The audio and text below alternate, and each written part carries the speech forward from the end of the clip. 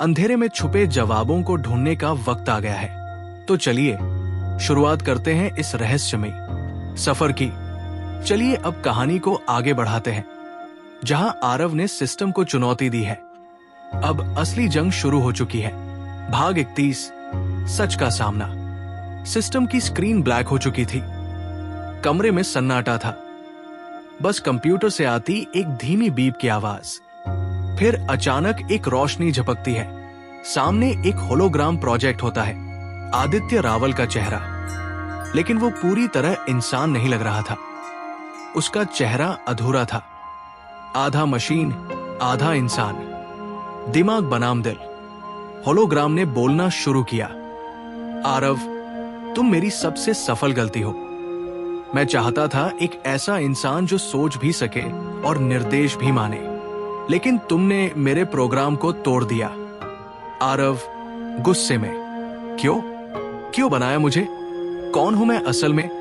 तुम सिर्फ एक प्रयोग थे, पर अब तुम मेरे लिए खतरा हो।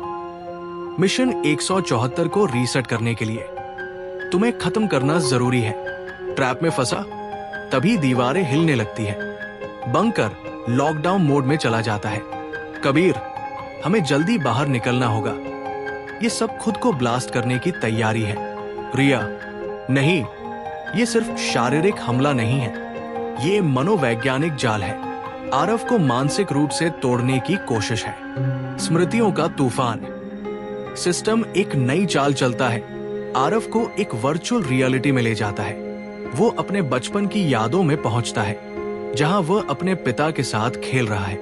लेकिन अचानक वो देखता है कि पिता का चेहरा धीरे धीरे आदित्य रावल में बदल रहा है। आरव चीखता है, नहीं, ये सच नहीं है। यही तो है असली सवाल। आरव, क्या तुम जानते हो कि तुम्हारा सच क्या है? खुद से मुलाकात। फिर वर्चुअल स्पेस में सामने आता है आरव का एक और वर्जन। वही शक्ल, वही आंखें, पर चेहरा बिल्कुल शांत, जैसे सब जानता हो। दूसरा आरव, तुम मुझे ढूंढते रहे हो, पर मैं हमेशा तुम्हारे अंदर था। अब वक्त है कि तुम खुद तय करो, तुम कौन हो? एक एक्सपेरिमेंट या एक रियल ह्यूमन? अंतिम निर्णय। आरव वर्चुअल स्पेस में एक दरवाजे के सामने खड़ा होता है। एक दरवाजा उसे सिस्टम में वापस ले जाएगा, जहां सब आसान होगा। दूसरा दरवाजा उसे सच्चाई की ओर ले जाएगा, दर्द, त्याग और शायद मौत। रिया की आवाज उसके दिल में गूंजती है, आरव, तुम्हारा रास्ता तुम्हें ही तय करना है।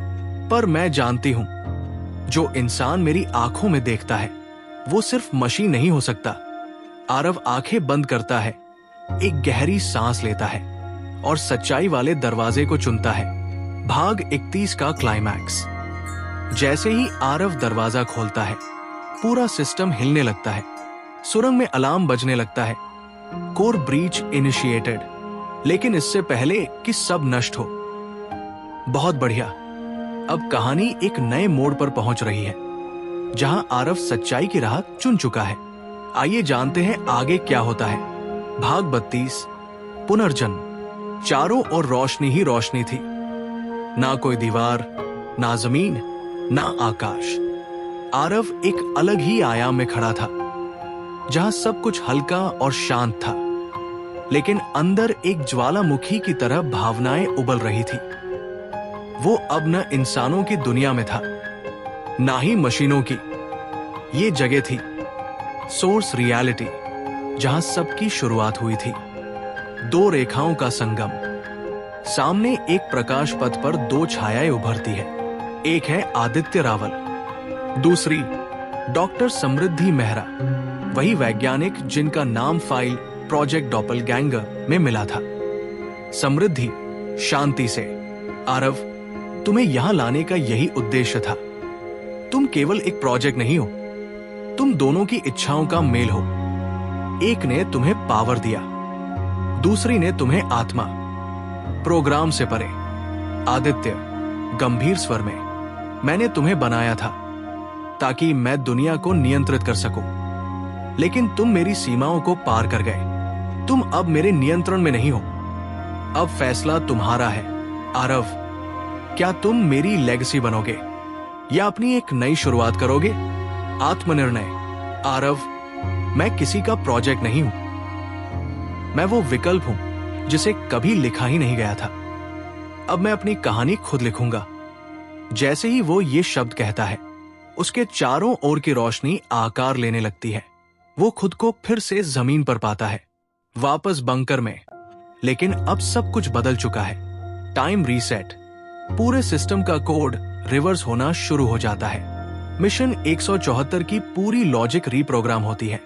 अब ये मिशन एक वेपन नहीं, बल्कि एक होप जेनरेटर बन रहा था, जो लोगों की पहचान और भावनाओं को संरक्षित करेगा।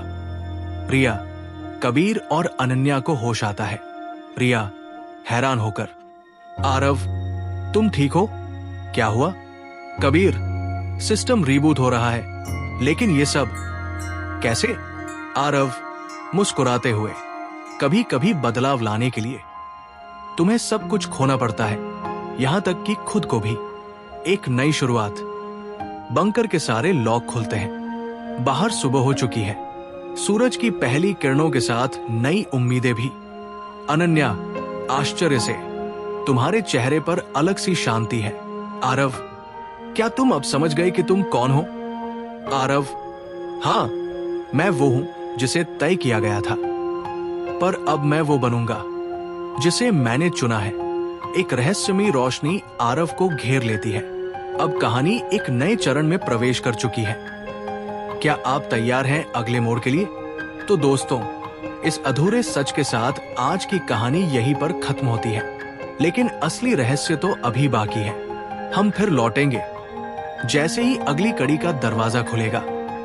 एक नए मोड़, एक नई गहराई और कुछ अनकहे सवालों के साथ। अलविदा कहना आसान नहीं होता, लेकिन हर विदाई एक नए मिलन की शुरुआत होती है। तो चलते चलते आपके लिए एक छोटी सी पहेली है, एक क्विज। तैयार है?